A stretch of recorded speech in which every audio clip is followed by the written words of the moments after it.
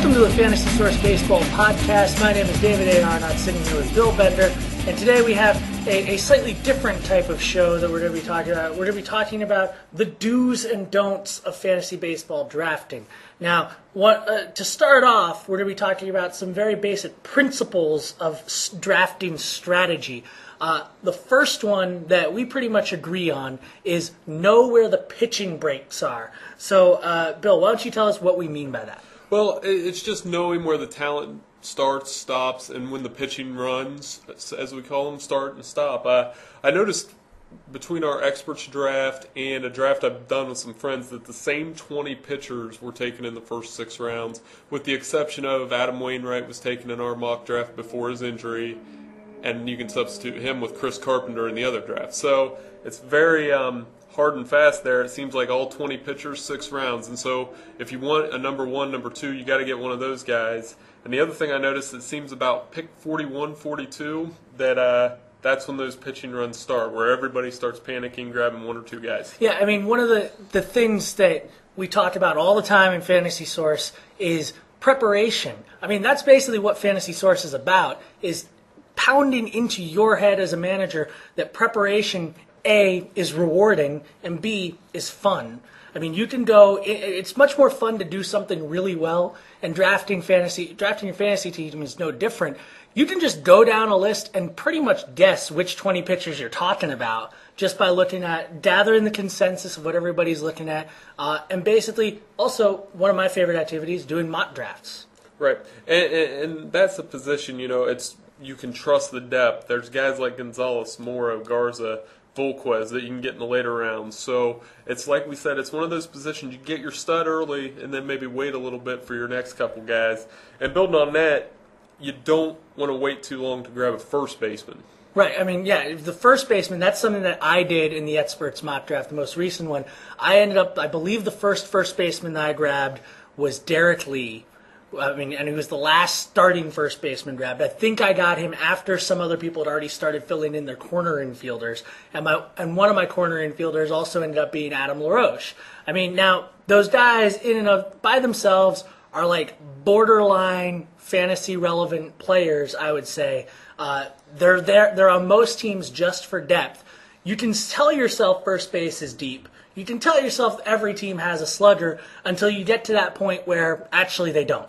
Right. And first base, just put it in perspective, there's 8 players with 100 or more home runs over the past 3 seasons, and 7 of them are first basemen. That's why I start there. And then you maybe prioritize between second, short, and third. Like you said, you were stuck in that position with your first baseman. I'm in a league right now where I'm making a decision between Pedro Alvarez and Mark Reynolds because I waited a little too long at third, but I got elite second baseman and shortstop. So chances are you're going to eat one position, but I would not eat first base. Right. I mean, we tying together pitchers and first baseman, there's a well-known strategy called the Lima plan that Ron Chandler came up with, where essentially you draft all your hitters and then you get the pitchers off the straps, and you try to make do with that and get pitchers over the course of the year.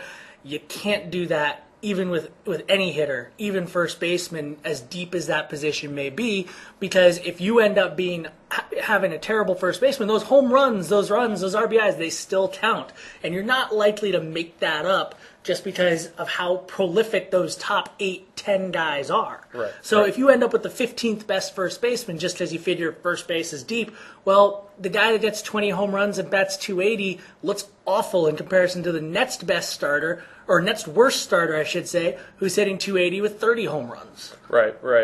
And, continuing on our list here, I think another thing you should do, I had a cousin email me the other day, and she's never really played fantasy baseball, and she said, "Do you got any tips?" And I'm like, "Do you have 3 hours?" But what I told her, just the first thing that came out on the email to keep it simple was, I said this year, load up on Red Sox and Phillies, because those teams are going to be good. You look at Boston's lineup, everybody in that lineup is going to be sick. There's the risk of, kind of like the Tigers in 2008 where everybody thought they were going to score 1 million runs.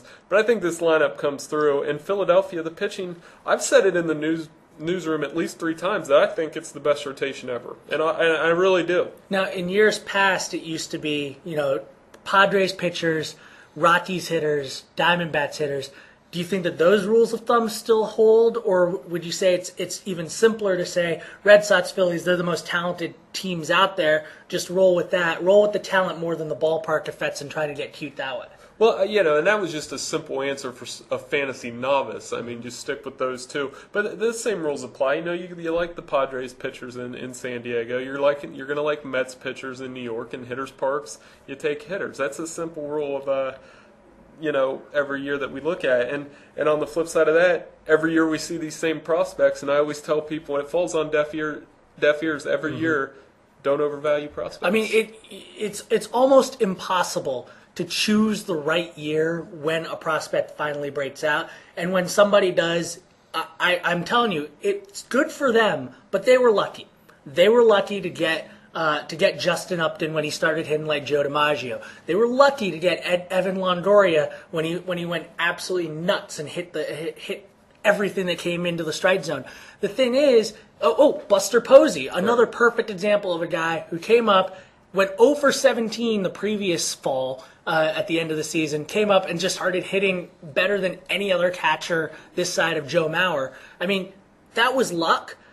We don't remember the 900 other prospects that came up, did okay, totally fantasy irrelevant in their first seasons, and then went on to have good careers later on. But a lot of those guys like Posey and Longoria, they were called up during the season. This wasn't during draft season. Yes. And this year it seems a little better than usual. I mean, Dominic Brown's already struggling this spring, and Aroldis Chapman doesn't really have a rule between, he's not a closer, he's not a starter. So, I think this won't be as much of an issue this year as next year when we see Bryce Harper probably break in the majors and people are going to reach for him. I mean, like you say that those guys got called up versus the guys that start the season, the Jordan Schaefers of the world, if you will. Right. That guy being a notorious example. I still think the same principle holds, which is that you can make an educated guess. You can say that the guy has nothing left to prove at the minors, but there's almost always an adjustment period where the guy ends up being, he may be really good, but Jason Hayward, he had a season for the ages as a rookie last year in real life baseball, but for fantasy purposes, I mean, there were plenty of other guys that were doing what he does, and if you got caught up in the hype and basically locked into him as a top 5 round pick, as we saw a few people doing last year, he wasn't that valuable. Maybe this year, maybe next year, as a keeper candidate, sure. But as that year, no, I would not at all. Right. And the payoff for Strasburg, Hayward, and Chapman last year, if you look at their numbers, it simply didn't meet what you paid for them, those owners that reached up in the 7th, 7th, 8th, 9th round. All right, Bill, thanks for joining us. Thank you.